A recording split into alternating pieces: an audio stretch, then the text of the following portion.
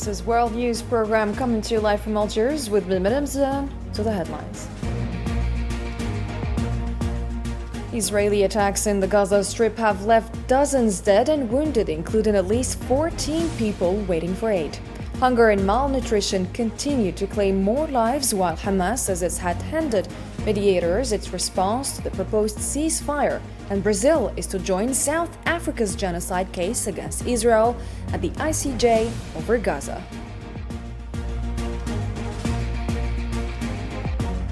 Coming up next, in a historic visit to the Vatican, President Abdelmajid Tebboune met Pope Leo XIV, marking a new step in strengthening the values of tolerance and coexistence within the historic and cultural ties between the two countries.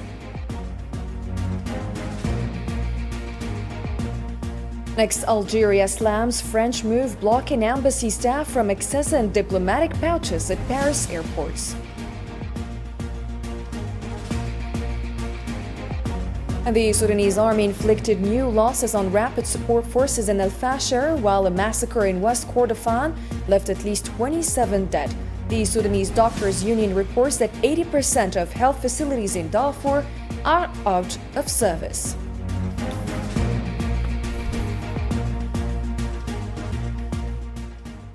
Hello there and welcome to your nightly news again. 62 Palestinians were martyred and others wounded at dawn on Thursday due to Israeli airstrikes targeting central and southern Gaza. Medical sources reported that 3 people were killed when Israeli forces bombed a house in Al Ahli Club area in the Nusayrat, while another person was killed in a strike on a house in Al Buraish camp in central Gaza. 3 others were killed after Israeli aircraft struck a tent sheltering the displaced in the Al Rimal neighborhood of Gaza City. In Deir al-Balah, 3 people were killed and others wounded when Israeli artillery shelled an area near Al-Gastal Towers east of the city. A woman was also killed and several others injured in Israeli helicopter strike on a house in Al Buraish camp in central Gaza. In Khan Yunis, 2 people were killed and others wounded when Israeli forces targeted tents of displaced persons in Al Mawasi area.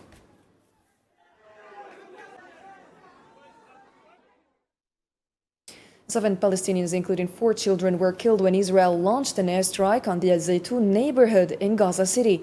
The Palestinian Civil Defense in Gaza said the victims were found under the rubble of a residential building destroyed in the strike, confirming that Israel continues to commit massacres against Palestinians in the Gaza Strip.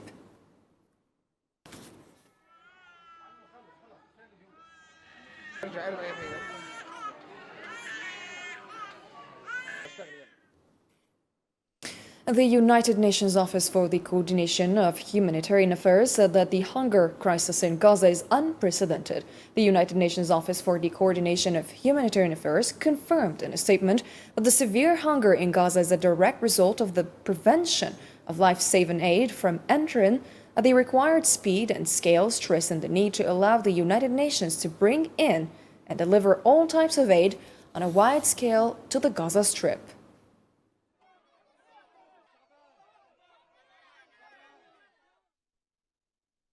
And Palestinian Prime Minister Mohammed Mustafa said that the Gaza Strip is facing a real famine due to the occupation's continued aggression and starvation of the Strip, and international condemnation statements are no longer sufficient. In a speech at the opening of a government meeting in Ramallah, the minister stressed that the humanitarian situation in Gaza has surpassed all description and that entire families are being wiped out. لقد تجاوز الوضع الإنساني في قطاع غزة كل وصف. The humanitarian situation in the Gaza Strip has surpassed all description. We are facing a true famine. Children are dying of hunger, the elderly are collapsing, and the sick are dying without medicine. Entire families are being wiped out, and those who survived are now without shelter, water, or food. We hold the occupation fully responsible legally, politically, and morally for what is happening. We loudly tell the international community that statements of condemnation and denunciation are no longer enough. بيانات الشجب والإدانة لم تعد تكفي. And in the heart of Gaza, where survival has become a daily battle, the struggle for basic necessities like food and safety has reached catastrophic levels. As aid trickles and amidst a sea of desperation, Palestinians are forced to risk their lives for something as fundamental as a loaf of bread. The report with Usama Ayed. Pepper spray, tear gas and mass shootings. This is what's being served with aid in Gaza. Every Palestinian is forced to risk his life every day to obtain something as simple as a loaf of bread, despite the opening of crossing points and allowing few aid trucks to enter the war-ravaged strip. These so-called aid entries represent only a drip in the ocean of starvation that is hitting hard and leaving the people dead from hunger. They should give us the aid of the UNRWA as we sit in dignity inside our tents. They should give us the aid and we would be satisfied. But like this, for more than a month, there's no bread. We're humiliated for a loaf of bread. For the sake of our children, I swear to God, more than 20 kilos. I'll have a baby, I swear to God. Palestinians scramble for food at soup kitchens in Gaza City. As the hunger crisis worsens day after day, the UN called the Gaza Humanitarian Foundation's model unsafe and a breach of humanitarian impartiality standards.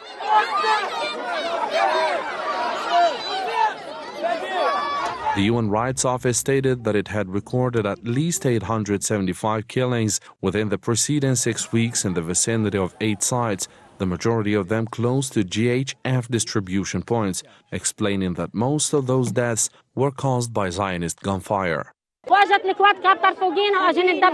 quadcopter was above us, and the tanks came. And the American was saying to the tank, "Come, come." What does that even mean? It means come and kill them. Mass killing. Did they bring the women who deliver babies, generations, and youth to kill us? Is that what the Americans means to do? Seriously, the Americans are over. This is not aid. This is humiliation and insult for us. The hunger crisis in Gaza continues with persistent and deliberate killings perpetrated every day against unarmed civilians whose only guilt is wanting to have a decent life with roof over the head and a meal to stay alive. Palestinians are facing the most cruel, painful, and deadly conditions in modern history, under an international paralysis against the Zionist war machine and its continued war crimes. The Islamic resistance movement Hamas said it has shown responsibility and flexibility since the start of the negotiations aiming to put an end to the aggression and the suffering in Gaza. In a statement, Hamas expressed astonishment at the negative remarks by U.S. envoy Steve Witkoff, noting that mediators had welcomed the proposed initiatives. Earlier on Thursday, Hamas announced that it had handed over, through mediators, its response and that of other Palestinian factions to the proposed ceasefire in Gaza.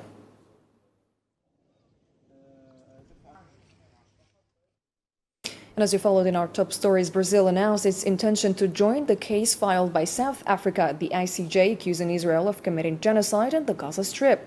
The Brazilian Foreign Ministry said the country is in the final stages of formally submitting its intervention in the case, which has already been joined by other states such as Colombia, Libya, and Mexico, and enjoys wide support from several countries.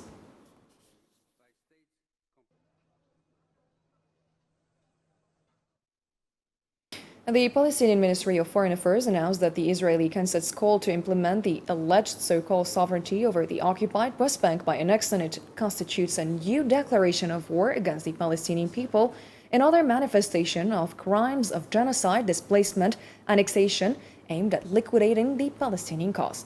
In a statement issued Thursday, the Palestinian Ministry of Foreign Affairs called on its ambassadors to countries, the United Nations, its organizations, and its headquarters to take immediate action with foreign ministries, decision-making centers, and public opinion to expose the Israeli Knesset's call to annex the occupied West Bank.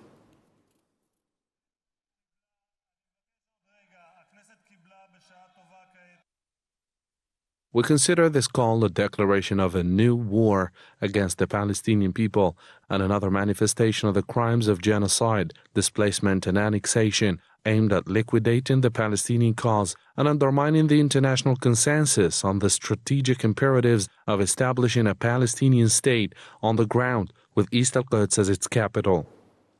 President Abdelmajid Tebboune returned to Algeria after an official visit to Italy, during which he co-chaired alongside Italian Prime Minister Giorgia Meloni the 5th high-level intergovernmental summit, as well as the Algeria-Italy Business Forum.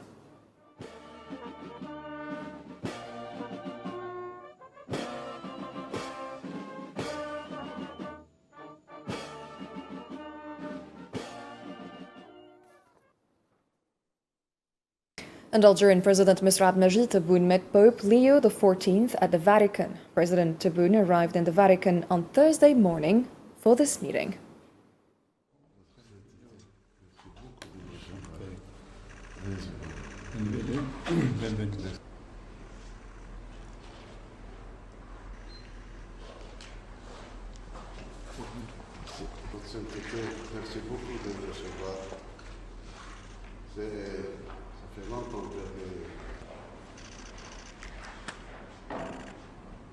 القديس أوغسطين. Una parola di Sant'Agostino in arabo. هذه رسالة.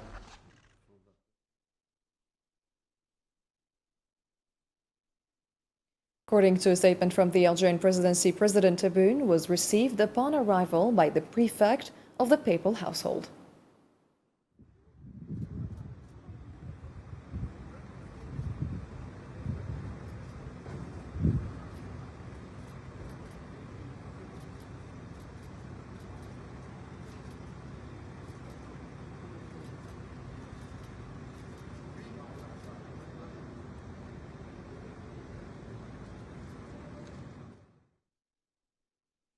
The visit by President Tebboune to the Vatican, along with his appearances on other international platforms, highlights Algeria's role as a homeland that upholds the values of tolerance and interfaith coexistence, while actively advocating for peace and international security at global forums. Mohamed Khatil has more.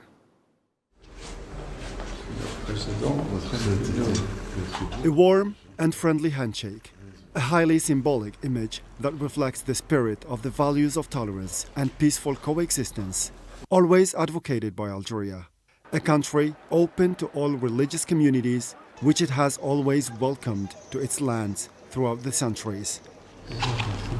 More than a diplomatic gesture, the Algerian president's visit to the Vatican constitutes an extension of the principles of a country that do not fade over time. In his first speech after his election to the throne, Pope Leo XIV made no secret of his desire to visit Algeria, which he proudly calls the cradle of Saint Augustine, of whom he is a descendant.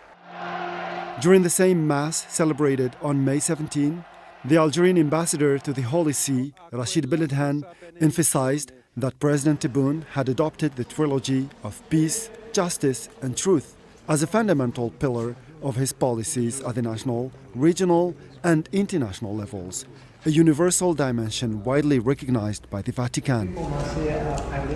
Algeria strongly affirms its position as a nation that rejects division and advocates for the construction of a peaceful world. In this vision, Algeria has never hesitated to raise its voice at international fora in defense of the principles of international peace and security, and in defense of just causes and oppressed peoples, foremost of which the Palestinian and Sahrawi issues. The members of the Algerian community in Italy gathered on Thursday morning outside President Tebboune's residence in Rome to welcome him during his official visit. They lined the main street near his residence, carrying banners praising Algeria's achievements under his leadership, commending the positive outcomes of his visit to Italy, particularly in strengthening the historic relations between the two countries.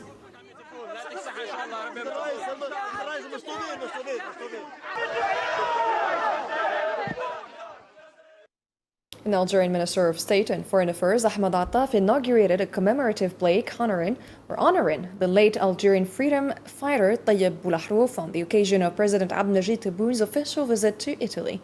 The ceremony took place in central Rome in the presence of Rome's deputy mayor, Massimiliano Avilio. In a statement on the occasion, Minister Attaf said the gesture reflects the noblest expressions of friendship and loyalty between Algeria and Italy.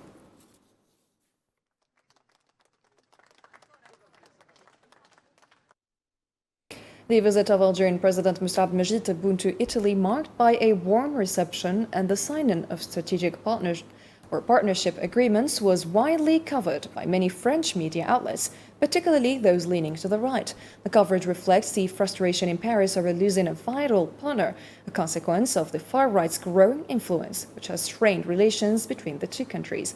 More details in this report. En tant que Français, c'est humiliant, c'est insupportable de voir en réalité cette visite. We will not be happy being French when we see this kind of slap in the face. It is a slap in the face of French diplomacy. This is how the French media described the scenes of the visit conducted by the Algerian president, Abdelmajid Tebboune, to Rome. The hysteria of the extremist French media, which has not ceased attempts to draw a grim picture of Algeria, could not digest across its various platforms the historic visit of President Abdelmajid Tebboune to Italy and the momentum it received, as well as the strategic agreements signed between the two sides, which lay the foundation for a new era in the relationship between the two countries. A visit that took up a significant space on the extremist channel CNews and was the most pained and angered among French media outlets in its commentary on the events of the historic visit. Even the grand reception ceremonies and mutual respect had their share of French pain. I await what will happen in the coming days regarding the fate of French-Italian relations, as well as our relations with Spain, which took a hostile stance against France. What is certain is that we're not happy, as French people, to see our country receiving such a heavy diplomatic slap. On voit bien que si Giorgia Meloni le fait, The grand reception that the Italian Prime Minister Giorgia Meloni extended to the Algerian President Abdelmajid Tebboune clearly shows that she is not afraid of the French position. It is truly painful for us as French people to see the scenes of the reception and the ceremonies that accompanied it. The new Algerian strategy in weaving its relations and diversifying its partnerships according to mutual interests, away from the logic of domination, dependency and diktats, has clearly become something that disturbs the French far-right lobbies, which collided with a new Algerian reality open to the world through strategic partnerships in various parts of the European continent, from Slovenia through Germany and Belgium, not to mention its partnerships with various global economies. These successive slaps have led to the acknowledgement by the enemies and the far right that there is a clear superiority in this area. Moreover, there is a noticeable Italian political maturity compared to the French, as the Italians insist on joint cooperation between both shores of the Mediterranean and view the energy sector as the umbilical cord that links the two shores. However, this runs against the far right's attempts to apply pressure on Algeria and subject it to certain petty conspiracies. This is a clear sign that the political awakening marking the Algerian-Italian relationship will deal a blow to many French extremists. A new strategy adopted by Algeria has made the French far right shackled by the illusions of the colonial past and the logic of diktats, realize too late that the policy of arm twisting through blackmail and media propaganda will but further isolate Paris, and that the policy of the French right wing, with its two heads, Retailleau and Le Pen, is capable of causing more losses to the Élysée. Algeria expressed astonishment at the measure taken by the French authorities to prevent the accredited staff of the Algerian embassy in France from accessing the restricted areas in Parisian airports in order to handle diplomatic pouches. A statement by the Algerian Foreign Ministry indicated that Algiers had summoned the chargé d'affaires of the French embassy in Algeria to request clarifications regarding this measure, which, according to the ministry, was confirmed to have been taken by the French Interior Ministry without the knowledge of the Ministry of Foreign Affairs and without any official notification. The Ministry of Foreign Affairs has taken note with great astonishment of the measures taken by the French authorities with the aim of preventing the accredited staff at the Algerian embassy in France from accessing the restricted areas in Parisian airports in order to handle the diplomatic pouches. Following this measure, the chargé d'affaires of the French embassy in Algiers was received today at the headquarters of the Ministry of Foreign Affairs in order to request clarifications regarding this matter. Likewise, the chargé d'affaires of the Algerian embassy in France contacted the relevant departments at the French Ministry for Europe and Foreign Affairs. The efforts undertaken in both Algiers and Paris made it possible to confirm that this measure was taken by the French Ministry of the Interior without the knowledge of the Ministry for Europe and Foreign Affairs, in a total lack of transparency and without any official notification, contrary to the basic rules of diplomatic practice. The statement from the Algerian Foreign Ministry affirmed that this measure constitutes a serious violation of the proper functioning of the Algerian diplomatic mission in France and a clear breach of international conventions. The same source added that Algeria has decided to apply the principle of reciprocity in response to the French authorities' decision to prevent the accredited staff at the Algerian embassy in France from accessing the restricted areas in the Parisian airports.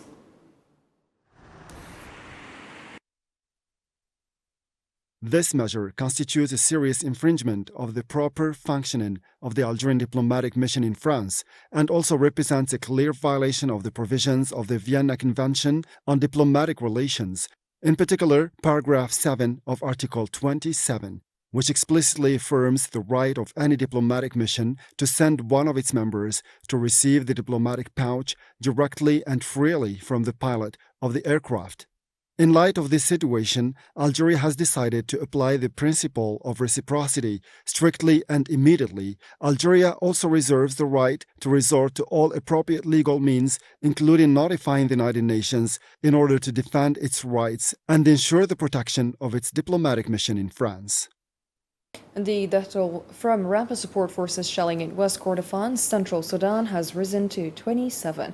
The Sudanese Doctors Union said in a statement that the number of victims in the Bari Marashid area massacre had climbed to 27, with 43 others seriously injured, following renewed attacks by the rapid support forces north of Al Nahoud city in West Kordofan state.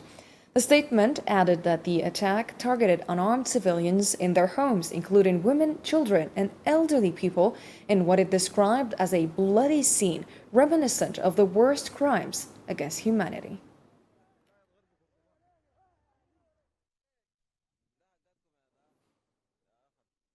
And the Sudanese Doctors Network described the health system in Darfur as completely collapsed, adding that 80% of health facilities are out of service. The spokesperson for the Sudanese Doctors Network, Mohammed Faisal, confirmed in press statements to Al24 News that more than 200 facilities are out of service in Al-Fashir and that the states of central Darfur due to a shortage of medical personnel and treatment.